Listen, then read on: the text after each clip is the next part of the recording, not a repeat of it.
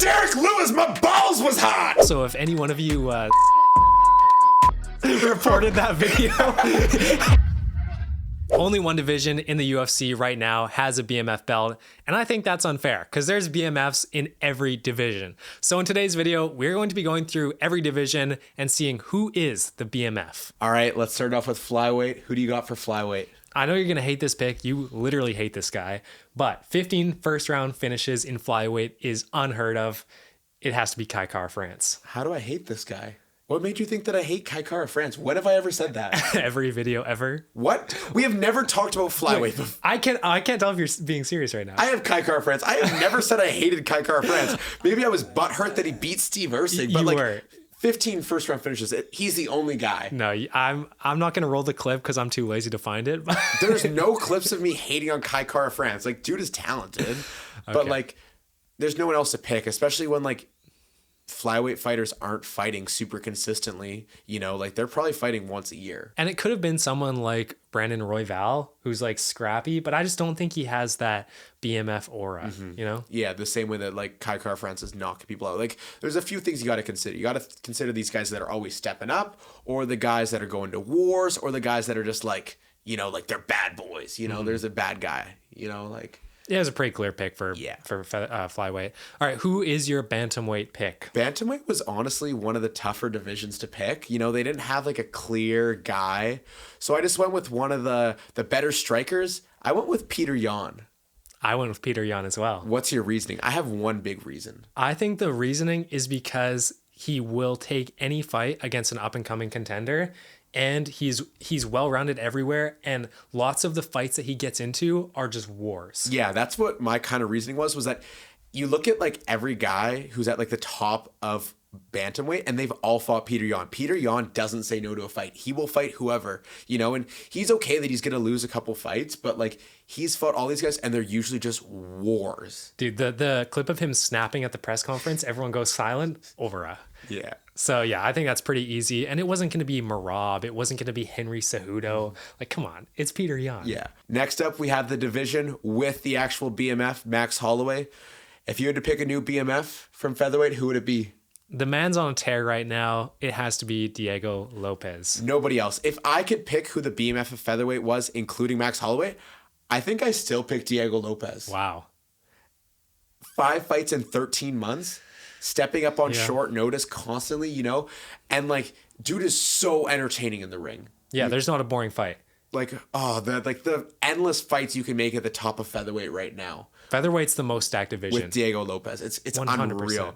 I think he might be the BMF of the UFC. I could see him, maybe if Max loses at 308, do you think we could see a Max versus Diego Lopez for the BMF belt? Ooh, and then have Volk versus Topuria, and then like winner fights winner. Yeah, kind of thing. And then, dude, we need to get rid of that belt at the top of the division because it's just weird having it like you have the BMF fighting for the undisputed belt. It just feels weird. Yeah, like I think that you have some guys, I think especially in like the welterweights and the middleweights that are like towards the bottom that are definitely a little bit BMF-y down there. BMF-y.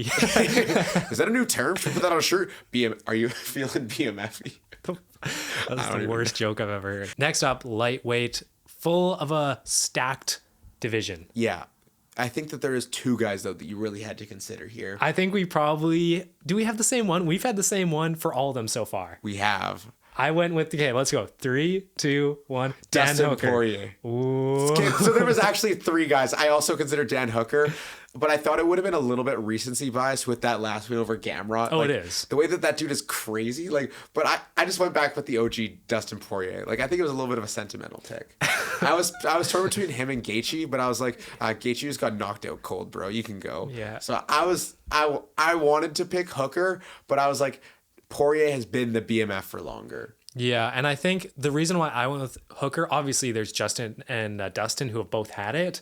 I wanted to pick someone new. Yeah. So I went with Hooker.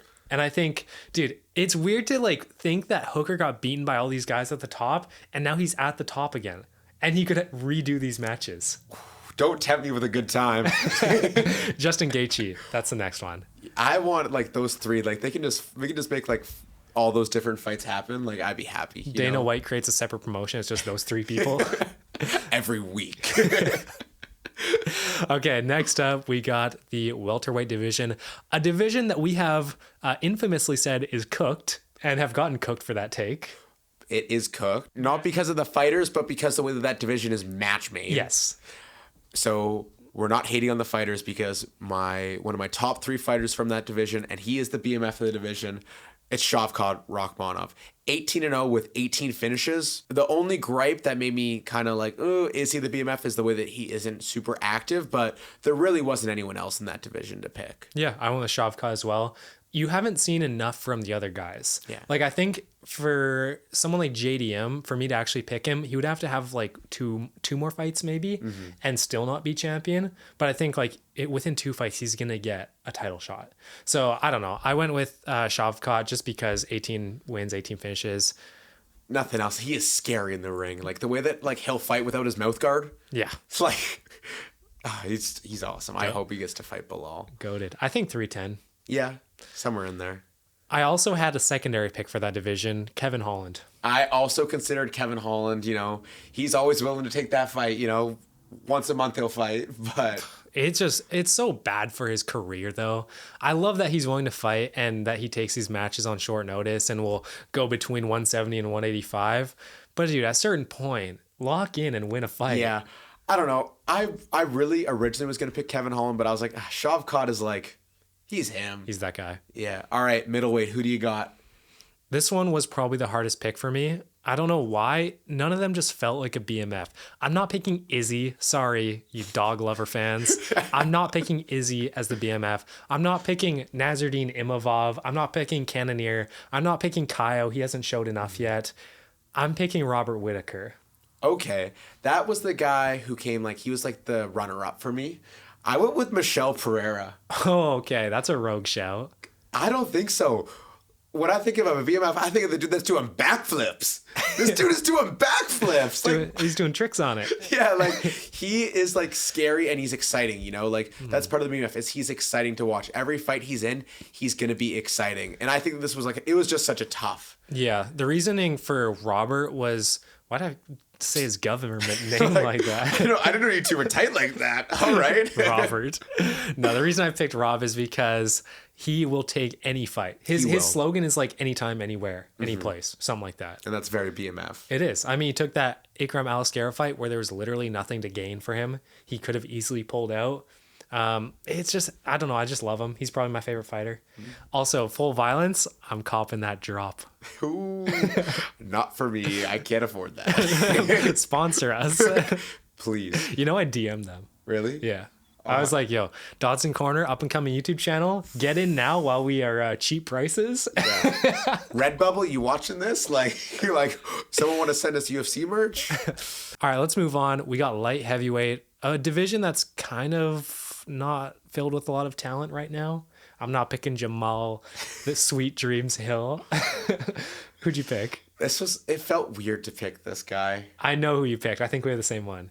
It's Alex Pereira. Oh, okay. We did not have the same one. Who'd you pick? I went with Yuri. Yeah, I thought about Yuri, but my BMF isn't getting chinned left and right all day. Shut up, bro. I hate You're just eating knuckle sandwiches all day. Yuri fans, please help me. Roast him in the comments. I don't like Yuri. Stop. I think Yuri is I don't know. I think he's weird. I don't know. He just doesn't do it for me like that. Doesn't make me feel that way. Stop.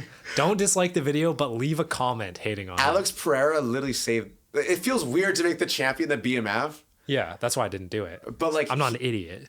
But he's literally saved 3 cards this year. No, I get it. So it's just a bad pick. It's in a division that doesn't really have a BMF. Yeah, I know. Honestly, I think Magomed Ankalaev is a BMF, dude. I really do. Yeah, people are probably actually gonna think you're serious now. They're gonna send death threats. Why would you say Ankalaev? Dude, if you want to see some casuals, if you want to see some crazy comments, go to our Instagram, Dodson's Corner. Go just scroll through those hours of endless entertainment. Honestly, yeah. Also, if you guys want to see a deleted video, YouTube took and banned a video that I uploaded. So if you want to see it, go to TikTok or Instagram. It's up there. Who knows how long they'll keep it up. TikTok's definitely. I'm gonna check TikTok after this video. It's probably gonna be taken down. So go to Instagram, Dodson's Corner, and maybe you'll be able to see it still. Also, if any one of you reported that video. Bleep that all out. Oh, we're toast. Monetization gone. Now, if any of you actually report that video, though, you need help, okay? It was not that bad. All right, we're going to move on from that. Heavyweight division, who do you got for the BMF? I don't really know how we move on. I got Derek Lewis. My balls was hot. Yeah, I also got Derek Lewis. The most knockout finishes, like the stats line up. He is, I don't know. He doesn't like take on, it doesn't feel like he takes on every fight that he's offered probably, but he has fun with it, you know? He just gets in the ring and throws. Yeah, he stands and bangs. And jiu-jitsu doesn't work on him, so that's another bonus. Yeah, and maybe Ronda Rousey will really realize her true love one day. Yeah, on which video did we do that? Down Bad UFC Fighters? Yeah. Dude, I was getting cooked for putting Dustin as a thumbnail because I was like, never champ, and it was Dustin. Yeah. And people were like, you idiot, he was champ. I was like, okay, do I have to put never undisputed champ in the... You are... If that was you, you're so dumb. Like, you guys actually give me brain rot, okay? Yeah. I love all of you, but you give me brain rot. Like, we love the good commenters like Ariel. We hate... Ariel. We love Ariel. Yeah. That's enough. Subscribe. Dude, I don't even know how I'm going to edit this. We might have to scrap this video. No. All right, that's going to do it for this video. If you guys made it to the end, that's impressive. Brain rot has gone to our culture. And we'll see you next time. Peace. See ya.